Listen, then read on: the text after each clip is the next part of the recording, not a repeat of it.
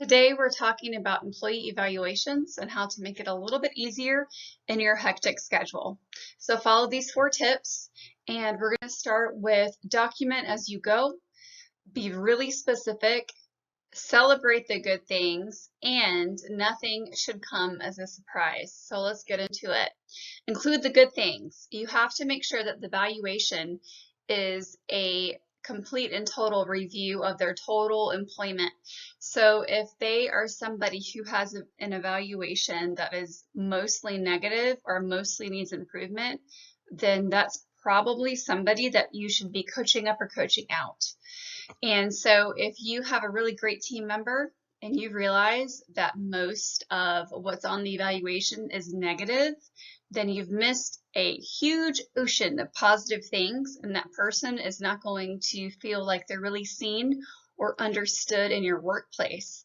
Make sure the positives are just as specific as the negatives. So if you go into great detail, which you should, about the things they need to improve on, make sure you go into as much detail on the things that they excel in.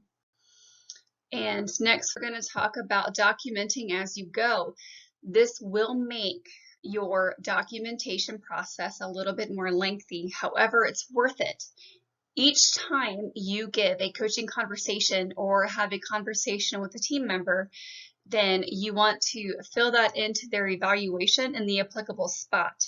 And what you'll find is, while it takes a little bit longer to do their day-to-day documentation, the evaluation is going to write itself. And when it's time at the end of the quarter or at the end of the year to do those evaluations, you're going to have a huge, beautiful, robust tool shed of examples and things that are on their evaluation that's going to support your goals for them.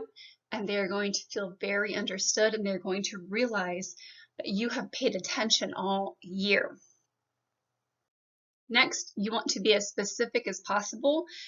This is not nitpicking. This means you want to use other people's first and last names, dates, lengths of time, clients when that is applicable, etc. You want to make sure that you're not being vague and that you have been very, very detailed in your documentation. You also want to be detailed in their goals and their expectations. You can't just say, come in with a more positive attitude. You need to say, come in, don't complain about what other people are doing.